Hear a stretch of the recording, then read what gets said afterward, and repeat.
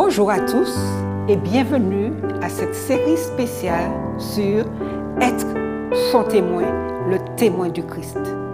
C'est un honneur de vous accueillir pour une exploration profonde de la foi chrétienne et de ce que signifie véritablement être le témoin du Christ dans notre monde aujourd'hui. Que vous soyez un croyant dévoué, en quête de renouvellement spirituel ou simplement curieux de mieux comprendre la foi chrétienne, cette série est conçue pour vous éclairer et vous inspirer. Nous vous remercions de vous joindre à nous au cours de cette émission.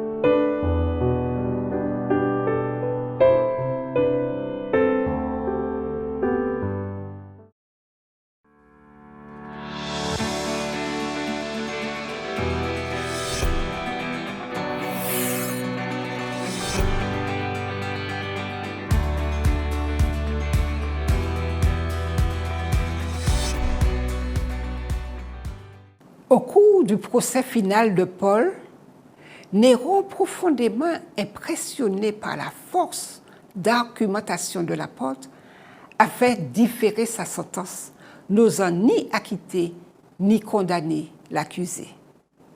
Mais sa cruauté ne tarda pas à se révéler.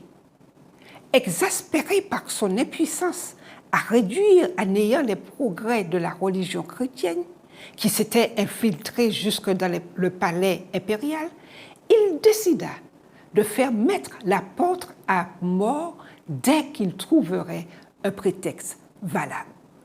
Peu de temps après, il prononça la sentence suprême qui fit de Paul un martyr. Un citoyen romain condamné à mort devait être décapité, mais on n'avait pas le droit de le torturer. Paul fut amené secrètement dans le lieu de l'exécution à laquelle peu de personnes furent autorisées à assister. En effet, les persécuteurs, effrayés par l'influence qu'il exerçait auprès et au loin, redoutaient que de nombreux prosélytes ne soient gagnés au christianisme par le spectacle de sa mort. Mais même les soldats les plus endurcis, qui avaient la garde du condamné, prêtèrent l'oreille à ses paroles, stupéfaits de constater qu'il envisageait la mort avec courage, voire avec joie. Pour certains de ceux qui assistaient au martyr, l'esprit de pardon manifesté par l'apôtre envers ses meurtriers et son inébranlable confiance en Christ jusqu'aux derniers instants furent une odeur de vie donnant la vie. Plusieurs acceptèrent le Sauveur prêché par Paul et ne tardèrent pas à sceller courageusement leur foi dans le sang. La vie de l'apôtre fut jusqu'à l'heure suprême un témoignage de la véracité des paroles qu'il avait adressées aux Corinthiens. Dieu qui a dit « La lumière brillera du sein des ténèbres » a fait briller la lumière dans nos cœurs pour faire resplendir la connaissance de la gloire de Dieu sur la face de Christ. Nous portons ce trésor dans des vases de terre afin que cette grande puissance soit attribuée à Dieu et non pas à nous. Nous sommes pressés de toute manière, mais non réduits à l'extrémité, dans la détresse, mais non dans le désespoir, persécutés, mais non abandonnés, abattus, mais non perdus, portant toujours avec nous dans notre corps la mort de Jésus, afin que la vie de Jésus soit aussi manifestée dans nos corps. 2 Corinthiens 4, versets 6 à 10. Cette sérénité ne venait pas de lui-même, mais du Saint-Esprit qui remplissait son âme et soumettait sa pensée à la volonté de Christ. Le prophète déclare « Tu assures la paix parce qu'il se confie en toi » Ésaïe 26, verset 3. Cette paix d'en haut qui rayonnait sur le visage de Paul gagna plus de cœur à l'Évangile. Une atmosphère céleste émanait de la personne de l'apôtre.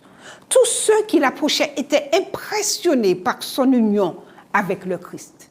Du fait que sa conduite était une démonstration des principes qu'il proclamait, sa prédication avait une puissance convaincante.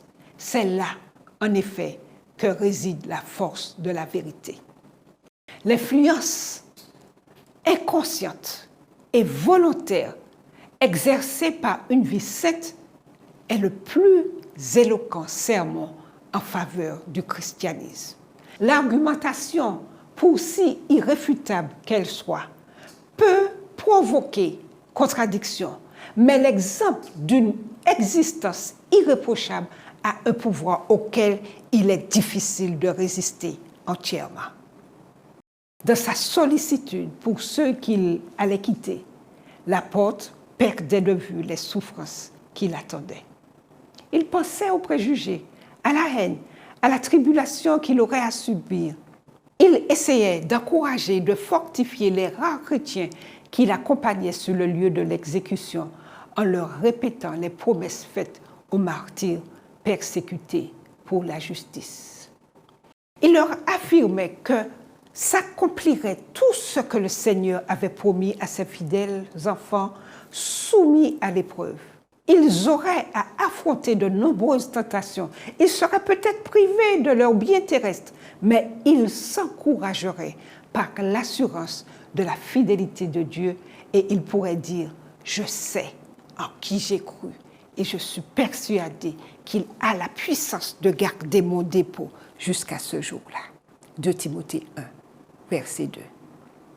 Bientôt s'achèverait la nuit de l'épreuve et de la souffrance. Un matin radieux se lèverait, annonçant une journée de paix et de bonheur parfait.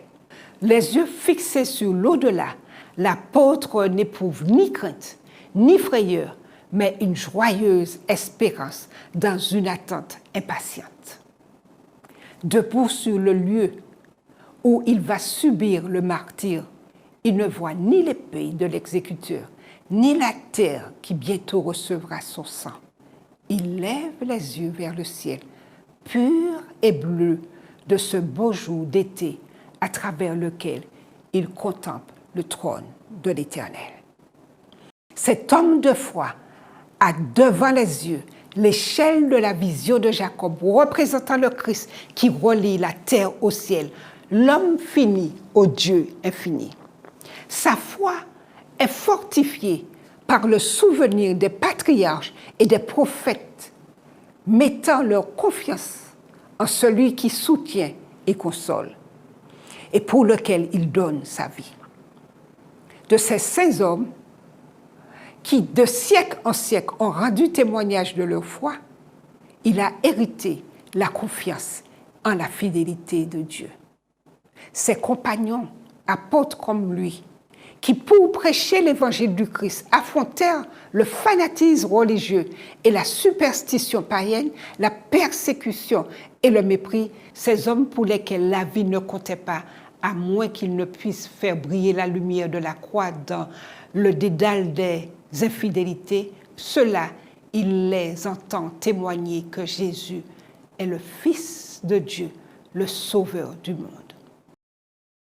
Du gibier, du donjon, de la rue, des cavernes et des antres de la terre, retentit à son oreille le cri de triomphe du martyr.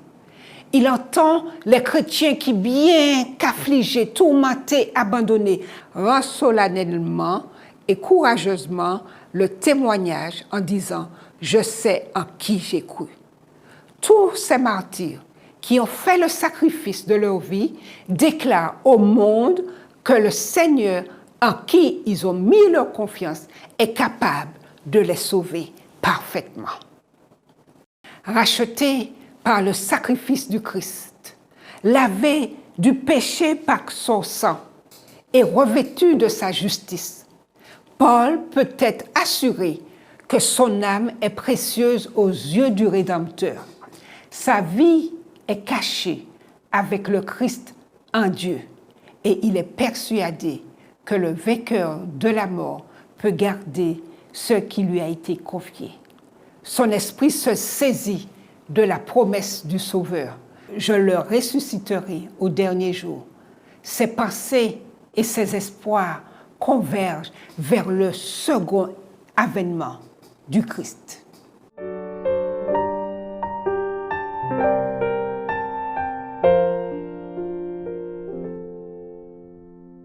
Près de 2000 ans se sont écoulés depuis que l'apôtre Paul, au déclin de sa vie, scella de son sang le témoignage qu'il rendit à la parole de Dieu et à son Sauveur.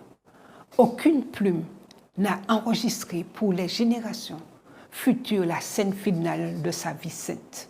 Mais l'inspiration nous a consacré son ultime témoignage. Comme un coup de clairon, ce cri de victoire a traversé les siècles, ranimé le courage de milliers de témoins de Jésus-Christ et éveillé dans de nombreux cœurs cet écho de joie triomphante. Pour moi, je sers déjà de libation et le moment de mon départ approche. J'ai combattu le bon combat, j'ai achevé la course, j'ai gardé la foi. Désormais, la couronne de justice m'est réservée. Le Seigneur, le juste juge, me la donnera dans ce jour-là. Et non pas seulement à moi, mais aussi à tous ceux qui auront aimé son avènement.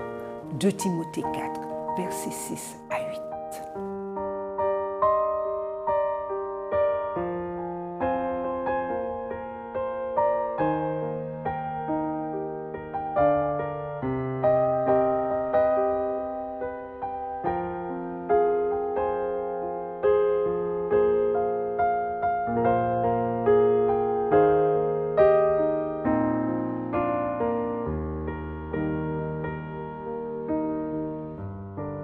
Prions. Merci Seigneur pour ce témoignage encore vivant dans nos vies. Celui de ta mort et de ta résurrection, mais aussi ce témoignage que Paul nous donne, que ses apôtres nous donnent, de cette fidélité envers toi, quoi qu'il arrive. Permets-nous de garder les yeux fixés et qu'à travers nos épreuves, nos difficultés, nous puissions regarder à toi et être délivrés et sauvés. Nous t'en prions au nom de Jésus. Amen.